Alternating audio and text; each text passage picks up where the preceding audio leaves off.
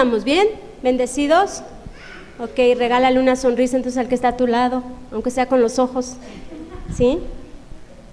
Qué bueno que hemos dispuesto este tiempo para ser edificados, para continuar con esta formación espiritual. El crecimiento en nuestra alma cada día tiene que ir en aumento, puesto que la vida de Cristo ya nos habita, ¿verdad? Nuestro espíritu está pleno, nuestro espíritu está completo, pero es nuestra alma la que necesita recordar y ser instruida en el mensaje de salvación, en la palabra de Dios. Amén. Y bueno, vamos a dar inicio. Hoy me toca a mí compartir, el privilegio de compartir esta palabra a cada uno de ustedes y pues ser de bendición a cada persona que también nos mira a través de las redes sociales posteriormente. Sean todos bienvenidos. Y quiero compartirles hoy acerca de una iglesia ejemplar. A mí me encanta esta iglesia que encontramos en la primera y segunda carta a los tesalonicenses. Es una iglesia joven. Recordemos, ya hemos estudiado anteriormente los libros del Antiguo Testamento y del Nuevo Testamento. Entonces esta iglesia es fundada por Pablo, Silas y Timoteo, ¿verdad? Ellos viajan a Europa a compartir el mensaje de las buenas nuevas del reino de salvación, y esta iglesia de Tesalónica solamente es instituida o es formada o es conformada durante los 3 meses que estos discípulos están compartiendo el mensaje. Entonces ellos reciben con gozo, reciben con alegría estas buenas nuevas del reino. Recuerden que es Grecia, ¿verdad? Ciertas partes y ciertos lugares de Grecia, está Macedonia, Filipos, pero es Grecia una cultura totalmente idólatra, una cultura totalmente politeísta, en donde ellos comienzan a abrir esa brecha y compartir ese mensaje de salvación. Entonces quiero que me acompañes, por favor, a la primera carta a los tesalonicenses en el capítulo 1, del versículo 3 al 10. Aquí el apóstol, después de estos 3 meses que estuvo con ellos, se forma esta pequeña congregación que cada día va en aumento, cada día va alcanzando a más personas.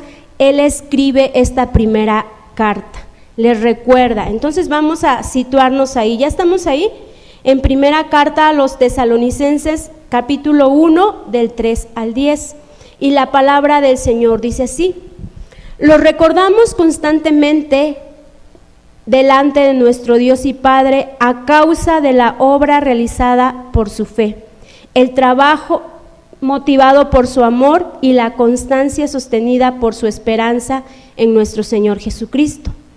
Hermanos amados de Dios, sabemos que Él los ha escogido, porque nuestro evangelio les llegó no solo con palabras, sino también con poder, es decir, con el Espíritu Santo y con profunda convicción. Como bien saben, estuvimos entre ustedes buscando su bien. Ustedes hicieron imitadores nuestros y del Señor cuando, a pesar de mucho sufrimiento, recibieron el mensaje con la alegría que infunde el Espíritu Santo. De esta manera se constituyeron en ejemplo para todos los creyentes de Macedonia y de Acaya. Partiendo de ustedes, el mensaje del Señor se ha proclamado no solo en Macedonia y en Acaya, sino en todo lugar.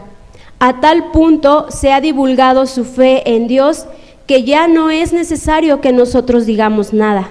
Ellos mismos cuentan de lo bien que ustedes nos recibieron y de cómo se convirtieron a Dios, dejando los ídolos para servir al Dios vivo y verdadero, y esperar del cielo a Jesús a Jesús su Hijo, a quien resucitó, que nos libra del castigo venidero.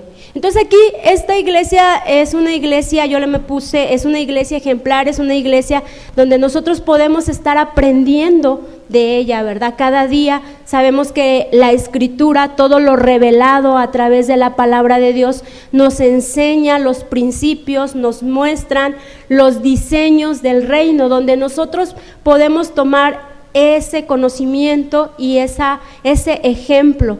Entonces, toda esta oración y todo esto que menciona Pablo en su primer capítulo nos muestra una iglesia entendida. Era una iglesia joven, una iglesia que dejó de 3 meses. Imagínense, ¿cuánta gente que está aquí tiene 3 meses de conocer al Señor? Yo creo que a lo mejor 1 o 2, ¿verdad? Los más nuevecitos, pero ya todos los demás ya somos hijos maduritos, ¿verdad? Vamos a decirle así, maduritos en el Señor. Entonces, sabemos que la iglesia somos cada uno de nosotros. Entonces, tenemos que aprender de esta iglesia. ¿Qué vamos a aprender? Vamos a hacer una comparativa con esta iglesia y con lo que nosotros tenemos que ir aprendiendo día a día.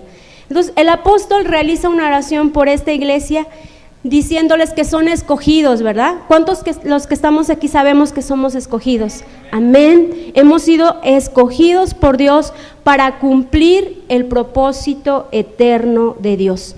Y bueno, lo que podemos aprender de esta iglesia, yo le puse aspectos, hay muchísimo, pero a ustedes pueden encontrar a lo mejor más, pero yo voy a mencionar algunos aspectos en donde podemos tomarlos o retomarlos para ver si estamos trabajando verdaderamente como esta iglesia de los tesalonicenses. La primera es, o el primer aspecto es, la constancia en nuestra esperanza en Cristo, ¿sí?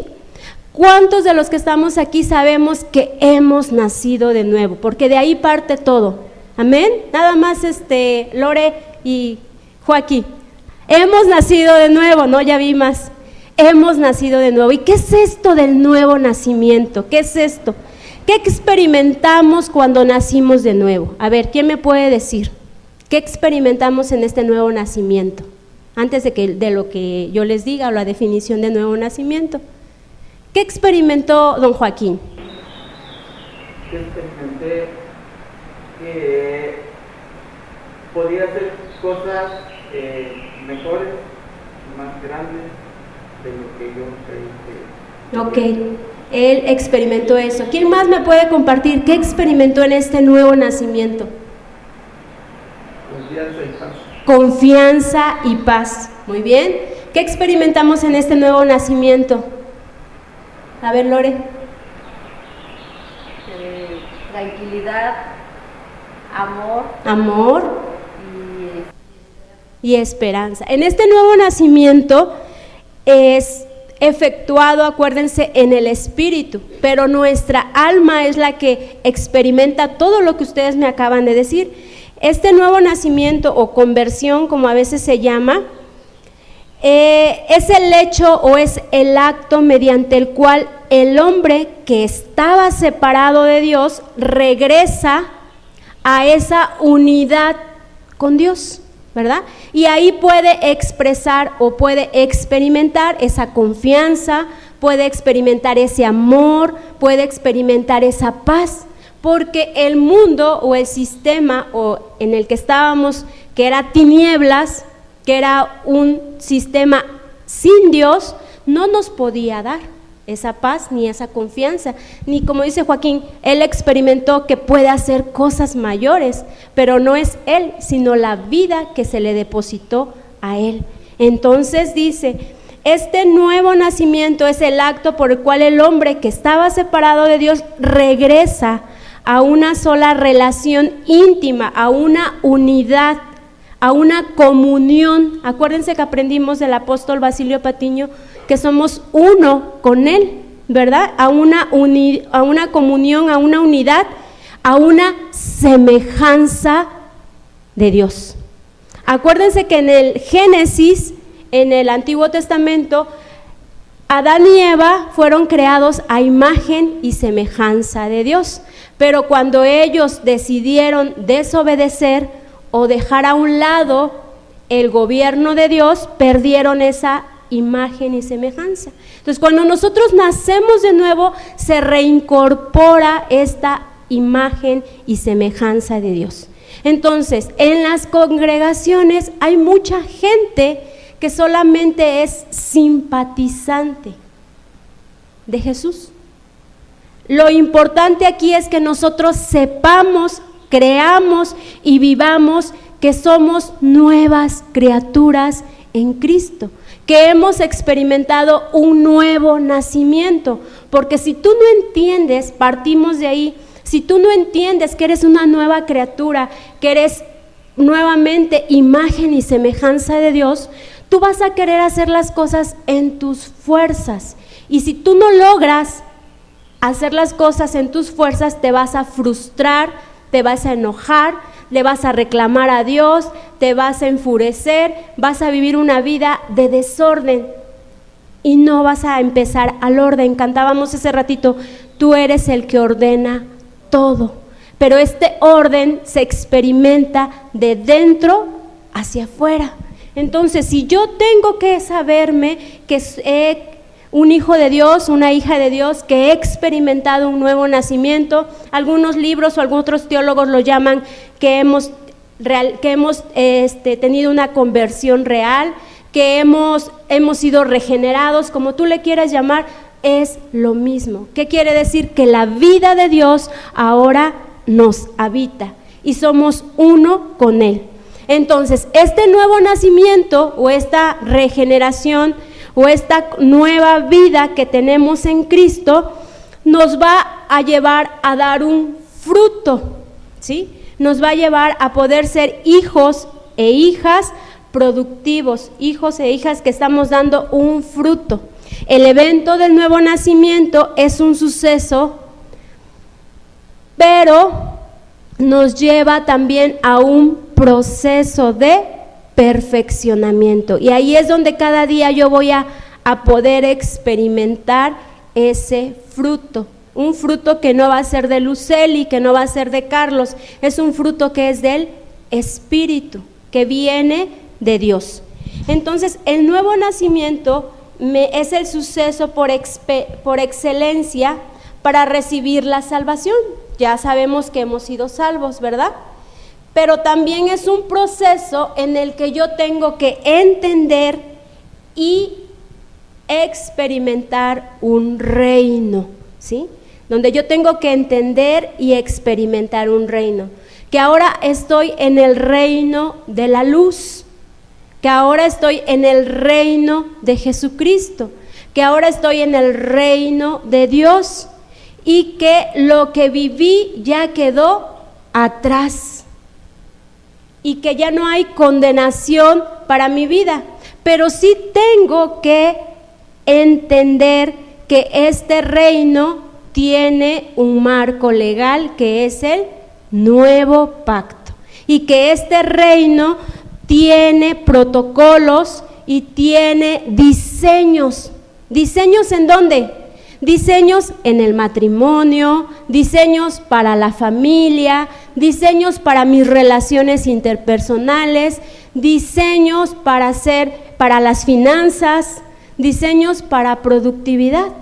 Y yo tengo cada día que comprender, estar expuesto a la luz de la palabra para que esos diseños yo los vaya conociendo y los vaya entendiendo. Por eso esta iglesia de Tesalónica, que fue muy joven, pero fue inteligente y fue instruida en la verdad y fue tomando todos esos diseños, y dice que ya no necesitaban compartir. Imagínate qué padre, ¿no? Que ya no necesitaban abrir la boca y decirle, oye, te invito a una reunión, o te invito a una célula, o te invito a escuchar la palabra de Dios. ¿Por qué? Porque dice que su misma vida, su mismo convivir en el día a día, su mismo a lo mejor negocio, empresa, a lo que se dedicaran, estaba dando testimonio de lo que ellos eran. Porque ahí lo acabamos de leer, ¿verdad? Que ya no necesitaban los discípulos o los apóstoles ir y compartir, porque la gente ya se había enterado de que allí había una iglesia que conocía al Dios vivo, Entonces, wow, por eso yo les digo, es una iglesia ejemplar de la cual nosotros podemos tomar muchísimos aspectos. Entonces dice, este nuevo nacimiento me tiene que llevar a dar un fruto y a manifestar esta vida que está dentro de mí. Y bueno, es una cita que la conocemos mucho, está en segunda carta a los Corintios 5:17 y dice así: por lo tanto, si alguno está en Cristo, es una nueva creación. Lo viejo ha pasado, ha llegado lo nuevo. Entonces tenemos que entender que ahora estamos en Cristo y esta vida espiritual, esta vida es la vida de Jesucristo que cada día me lleva a algo nuevo, a una novedad de vida, a un experimentar cosas grandes y buenas que tiene Dios preparada para cada uno de nosotros. Entonces, estamos en el primer aspecto, ¿verdad? La constancia de nuestra esperanza en Cristo también nos lleva a ser hijos obedientes, ¿sí? Obedientes a esos diseños, obedientes a lo que yo estoy aprendiendo. Si yo estoy aprendiendo como esposa el diseño en el matrimonio, ¿qué es lo principal que podemos tomar como referente en el diseño en el matrimonio? A ver, ¿quién me puede decir? ¿Qué aprendimos primeramente en el diseño del matrimonio? ¿Qué hay qué? A ver, los matrimonios, ¿no? Están perdidos, no conocemos de diseño. ¿Cómo de que no? Sí, que hay una cabeza. ¿Quién es la cabeza? Cristo, ¿sí? Que hay una cabeza. Cristo, hay una cabeza espiritual, pero también hay una cabeza en un orden. ¿Quién es esa cabeza? El varón. El varón, díganlo contentas, esposas. El varón es la cabeza, ¿sí? Él es la cabeza. ¿Nosotros qué somos? La ayuda idónea. Muy bien, mira, Roge se lo sabe, pero bien, bien. Entonces, eso es lo básico en el matrimonio, en los diseños, ¿sí?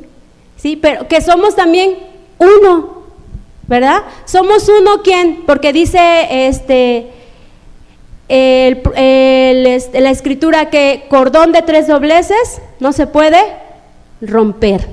¿Quiénes somos uno? ¿Quién es el primero? Dios, el varón y la mujer, ¿sí? Por eso dice cordón de 3 dobleces no se puede romper. Ya se les escapó un chiquitín. Ok. Bueno, entonces ahí y vemos cómo hay diseños en todo lo que nosotros estamos, en esta vida que estamos experimentando. Entonces tenemos que ser obedientes, porque estamos hablando de la obediencia, ¿verdad? De crecer en la constancia en Cristo, en nuestra esperanza que es Cristo, pero en la obediencia a los diseños que están plasmados en la Escritura. Y quiero leer Efesios 2:10, donde nos dice: porque somos un poema de Dios. ¡Wow! ¿Sí? Ve al poema que está a tu lado. Dile: no, se rayó el Señor contigo, Dani.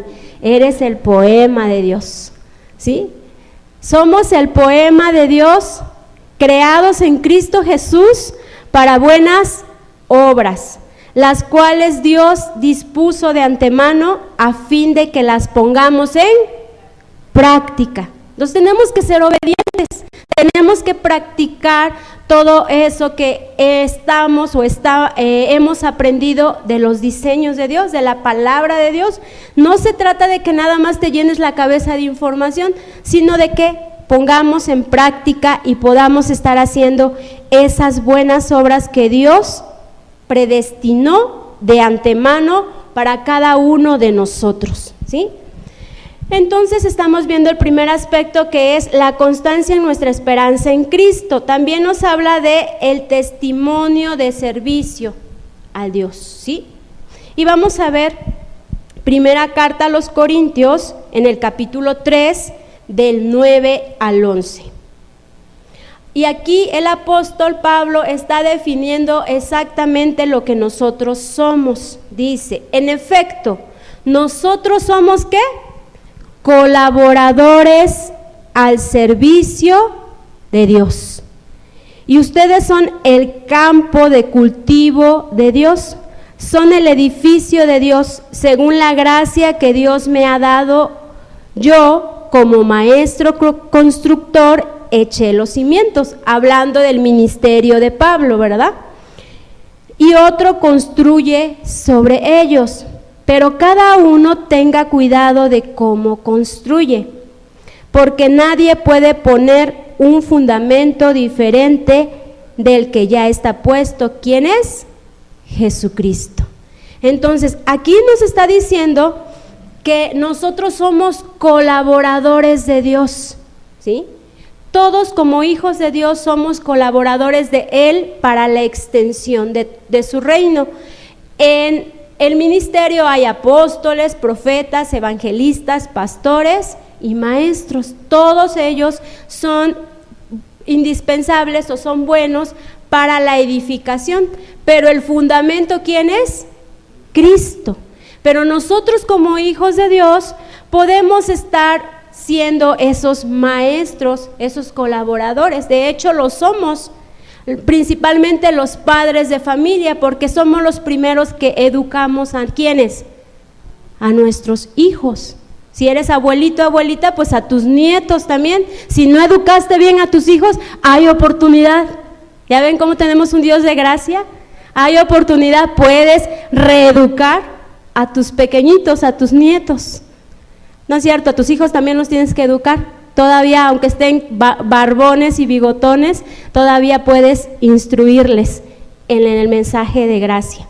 Entonces dice, tenemos que dar, o somos testimonio del servicio a Dios. ¿Por qué? Porque todos somos colaboradores de Dios para la extensión de su reino. Nadie dice, no, yo no. Todos somos esos colaboradores y tenemos que fijarnos bien en quién estamos fundamentando o en dónde estamos cimentando, en la vida de Cristo.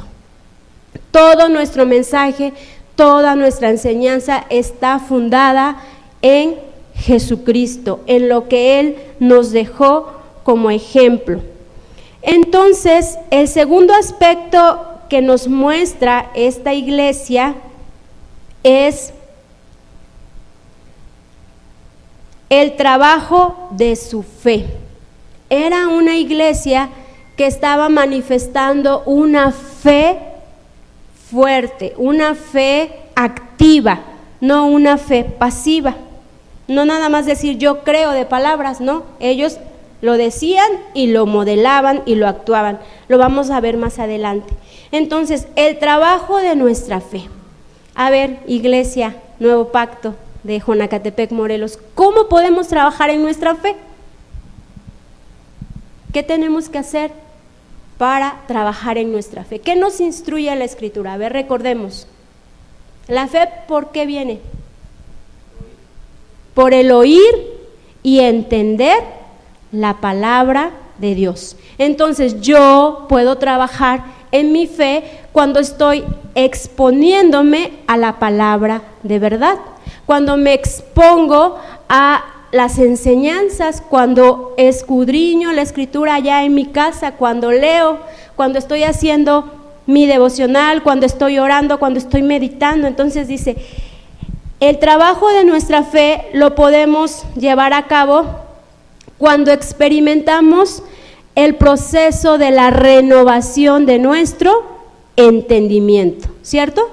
Entonces el apóstol nos ilustra o nos modela en la carta de los Romanos 12:2, es una cita también muy muy conocida, donde nos dice, no se amolden al mundo actual, sino sean transformados mediante la renovación de su mente. Así podrán comprobar cuál es la voluntad de Dios, buena, agradable y perfecta.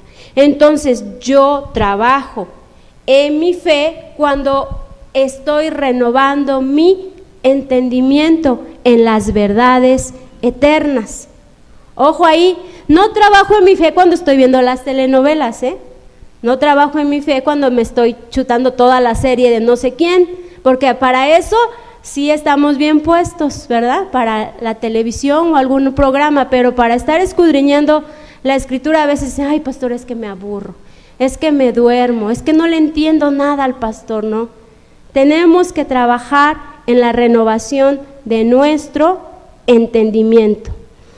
Ellos recibieron el Evangelio con gozo, nos dice lo que acabamos de leer. La gente, las personas de Tesalónica recibieron el Evangelio con gozo, entendieron que existe otra dimensión y esa dimensión es la espiritual.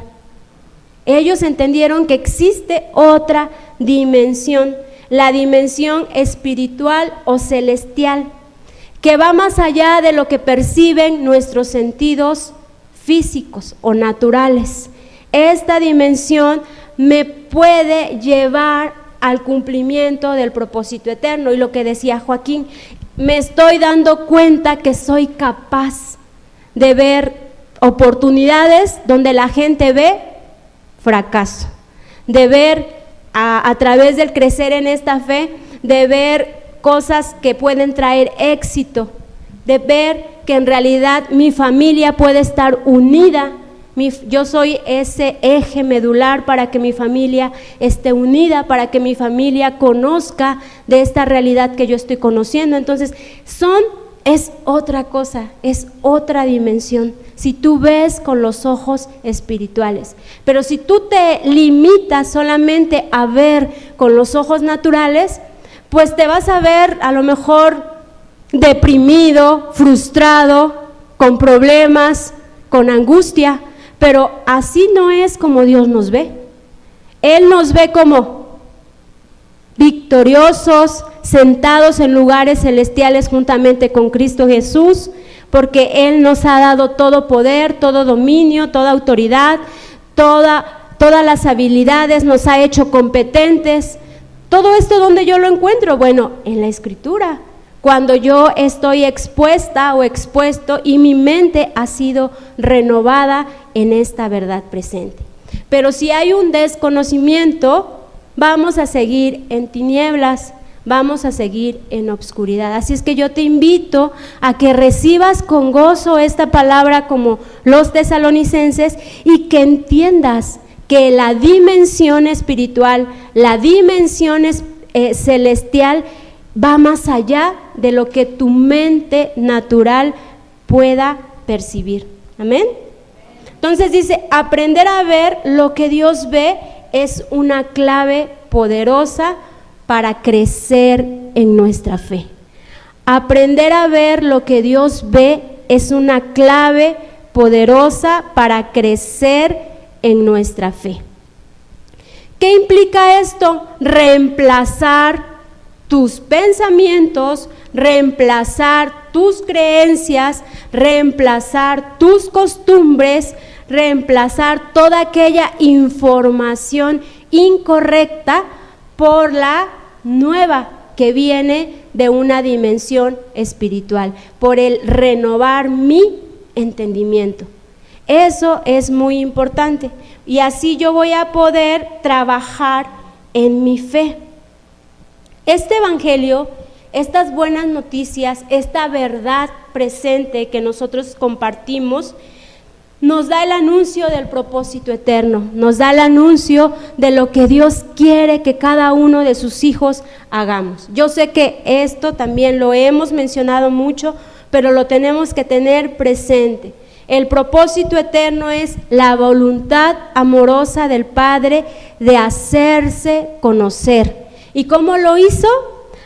Por medio de su Hijo, Jesucristo. Y este Hijo se imparte en todos aquellos que hemos nacido de nuevo, que hemos creído en este mensaje de salvación, para que Él lo llene todo en todos. Amén. Entonces, este es el propósito eterno, para que Cristo sea el todo en todos. Donde Él es el centro, Jesucristo es el centro de toda nuestra fe. Y vamos a ver qué nos dice Efesios capítulo 1 del 4 al 6. Aquí nos habla esta cita de la predestinación, de lo que Dios ya tenía desde antes de la fundación del mundo. Y la palabra de Dios dice así: Dios nos escogió en Él. ¿En dónde estábamos? En Él, ¿sí? No eres un accidente, no eres un error, estábamos en Dios. Dice, Dios nos escogió en Él antes de la creación del mundo, para que seamos como santos, sin mancha delante de Él. Ahora la pregunta es, ¿cuántos santos hay aquí? Amén. Nada más de este lado algunos, ¿eh? ¿Cuántos santos hay aquí? Amén. Porque la palabra santo significa apartado para Dios. Él nos escogió para que fuésemos, ya no estamos en ese fuésemos, ¿para qué? Somos ahora santos y sin mancha delante de Él. En amor nos predestinó para ser adoptados hijos de Dios. ¿Cuántos hijos de Dios hay aquí? Amén. Somos hijos de Dios por medio de Jesucristo, según el buen propósito de su voluntad, para la alabanza de su gloriosa gracia que nos concedió en el amado, en quien, en Cristo. Entonces, esto ya es una realidad.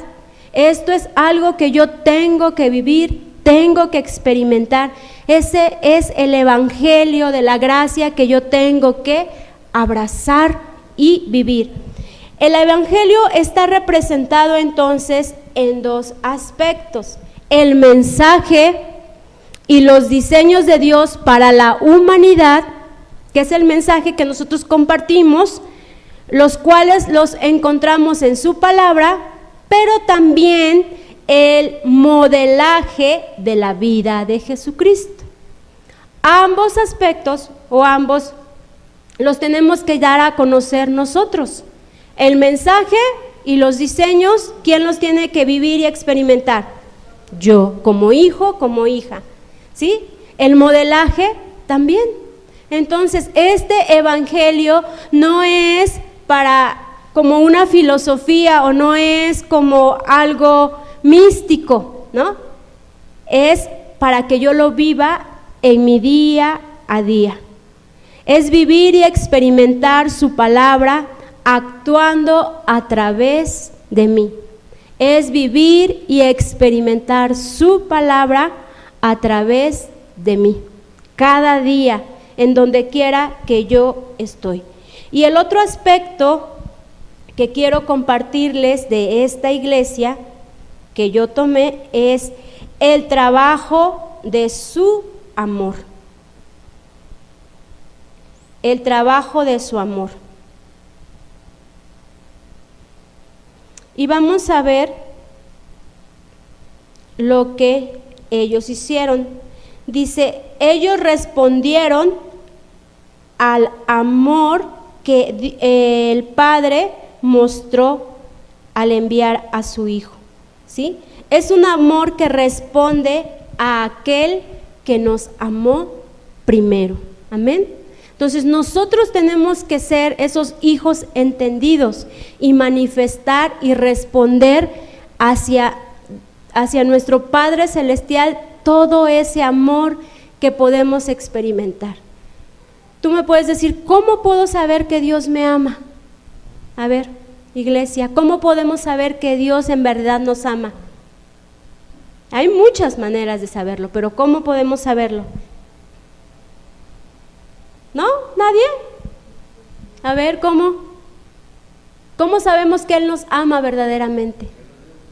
Que nos dio a su Hijo, que nos constituyó hijos, que nos dio lo más grande que Él tenía, al unigénito, para que nosotros podamos ser ahora sus hijos. El que tú estés aquí, ¿no manifiesta el amor de Dios? Claro. El que tengas una familia, también. El que tengas salud, también. Por eso les digo, hay muchísimas maneras de cómo saber que verdaderamente Dios nos ama. Ahora, ¿cómo yo, su hija, estoy respondiendo a ese amor? Él me manifiesta, Él me muestra a través de su creación, a través de todo lo que tengo, a través de todas las habilidades y capacidades que Él me ha dotado, su amor. Ahora, tú y yo, ¿cómo le respondemos a ese amor? Mínimo lo que tenemos que hacer, ¿qué es? Obedecer. Ser agradecidos obedeciendo. Creciendo en la gracia que Él nos ha dado. Creciendo en esta gracia que es Jesucristo. Creciendo en el conocimiento y en el entendimiento de la vida de Cristo. Utilizando esta inteligencia espiritual que Él nos ha dado. Porque tenemos inteligencia espiritual, tenemos la mente de Cristo, tenemos esa inteligencia espiritual que nos enseña a hacer lo que es correcto delante de Dios. Siendo hijos obedientes, hijos que en verdad están manifestando la vida del reino. Teniendo un crecimiento en mi calidad de vida. Yo creo que si somos nuevas criaturas, que si hemos aceptado a Cristo, que estamos en ese proceso de transformación día a día, ya no tenemos los mismos problemas domésticos de hace 5 años, ¿verdad? ¿O sí? Bueno, algunos me dicen que sí y otros me como que hacen que así como que no entiendo. No debemos de tener los mismos problemas domésticos. ¿Por qué? Porque estamos creciendo. No podemos tener los mismos problemas domésticos de un niño, de una iglesia niña. Esta iglesia era una bebé, tenía 3 meses. Y iba, pero con todo lo que da. Entonces, creciendo en la calidad de vida. Y esto se demuestra. Tú me puedes decir, o yo te puedo preguntar, ¿cómo está doctora Lupita? Ella me puede decir bien, pero ella me manifiesta la calidad de vida que lleva cuando veo a sus hijas, cuando veo si son obedientes o no son obedientes. Ella me puede decir bien, pero es en el día a día cuando la verdadera gente se ve que está creciendo en el conocimiento de Dios. Los verdaderos hijos, ¿estamos creciendo o nos estamos estancando? Acuérdense que la vida de Jesucristo es un fluir, le decía el Señor Jesús a la samaritana, el agua que yo te daré es como un fuente que brota de agua viva, ¿sí? No es un estanque que está ahí el agua. El agua del estanque, ¿cómo está? Prieta, dice Roger, fea, ¿verdad? Turbia. No, es una fuente de agua viva. Y así debe de ser nuestra vida, de ese fluir, porque está la vida de Cristo en nosotros. Entonces, el crecimiento en la calidad de vida se demuestra porque la vida de Jesucristo no es ahí nada más estancar. Es cada día en avance y en crecimiento. ¿En dónde? En todas las áreas de mi ser. Entonces vamos a ver en la segunda carta a los tesalonicenses. Ahora sí, ustedes pueden leer allá, estas cartas están muy chiquititas, las podemos leer en 15 minutos. Cuando el apóstol Pablo envía su segunda carta a los tesalonicenses en el capítulo 1 del 3 al 4, también Pablo da gracias a Dios por la fe que va creciendo en esta iglesia. Y la palabra del Señor dice así: hermanos míos, siempre debemos dar gracias a Dios por ustedes, como es justo, porque su fe se acrecienta cada vez más. Y en cada uno de ustedes sigue abundando el amor hacia los otros. Así que nos sentimos orgullosos de ustedes ante las iglesias de Dios, por la perseverancia y la fe que demuestran al soportar toda clase de persecuciones y sufrimientos. Ojo, esta iglesia era perseguida por el gobierno. Acuérdense que estaban ¿en dónde? ¿Quién era el César en ese momento? El gobierno. Ellos reconocieron públicamente que Jesucristo era el Señor de señores, y en ese entonces el César era la máxima autoridad terrenal, entonces ellos eran perseguidos, azotados, maltratados por el gobierno. Había persecución política de Roma, había persecución por el sistema religioso de los judíos. Aquellos también que tenían como Timoteo, acuérdense que Timoteo, su madre era judía, pero su padre era griego, entonces venían de descendencia judía. También los judíos los perseguían, porque acuérdense que no querían o no reconocían a Jesús o a Cristo como el Señor. Había persecución también por las ideologías y la filosofía de los griegos. Acuérdense que en ese momento los griegos eran como que los más sabios, los que tenían la mayor revelación o el mayor conocimiento en esa época. Había mucha persecución para esta iglesia. Entonces ellos recibían persecuciones por Roma, por los religiosos judíos y por las filosofías que se oponían al señorío de Jesucristo. Ahora, mi pregunta es, ¿nosotros recibimos persecución, hermanos? Directamente no, indirectamente sí, ¿verdad? Pero es nuestra responsabilidad tener o mostrar una defensa de la fe que profesamos ante toda la gente que la demande, ¿cierto o no es cierto? Porque indirectamente estas ideologías se han estado infiltrando. Entonces tenemos que estar con los ojos bien abiertos para todas esas ideologías y filosofías que cada día están tratando de desviar a la humanidad. Entonces, indirectamente sí tenemos una persecución, pero no como lo que ellos o como lo que esta iglesia de Tesalónica estaba experimentando. Entonces, ¿qué es lo que yo tengo que hacer? Dice primera carta de Juan en el capítulo 4:4. Vamos a ver qué nos dice nuevamente la escritura. Primera carta de Juan, capítulo 4:4 dice: ustedes, queridos hijos, son de Dios. Esto es real, esta es nuestra realidad eterna. Ustedes, queridos hijos, son de Dios. Y aquí está la clave. ¿Qué nos dice? Y han vencido a esos falsos profetas, porque el que está en ustedes es más poderoso que el que está en el mundo, ¿sí? Esta es la versión NBI, y busqué también la misma cita en Nueva Traducción Viviente y dice: pero ustedes, mis queridos hijos, pertenecen a Dios. Ya lograron la victoria sobre esas personas, porque el espíritu que vive en ustedes es más poderoso que el espíritu que vive en el mundo. Amén.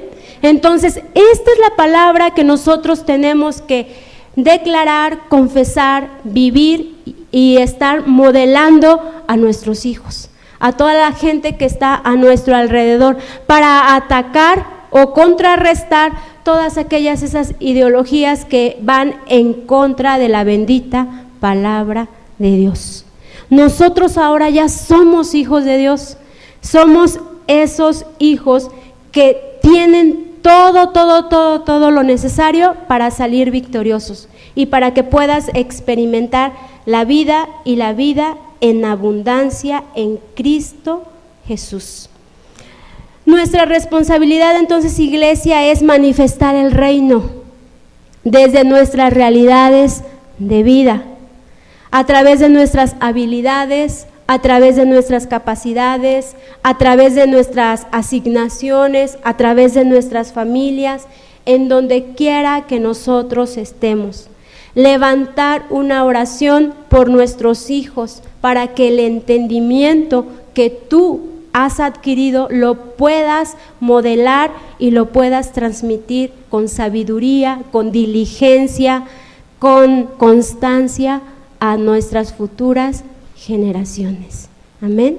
Y así poder ser esa iglesia ejemplar que nos muestra el apóstol Pablo de los tesalonicenses. Tenemos mucho que aprender cada día y cada día estamos expuestos a una verdad, a una realidad, pero que nos corresponde a nosotros, en el lugar donde nosotros estemos, de darla a conocer, de vivirla, de experimentarla, para que la gente pueda conocer a un Dios real, a un Dios vivo, a un Dios que transforma, a un Dios que nos da luz, que nos da sabiduría y que nos ha dado lo más grande, que es la vida de Jesucristo, que ha estado impartida en nuestros corazones.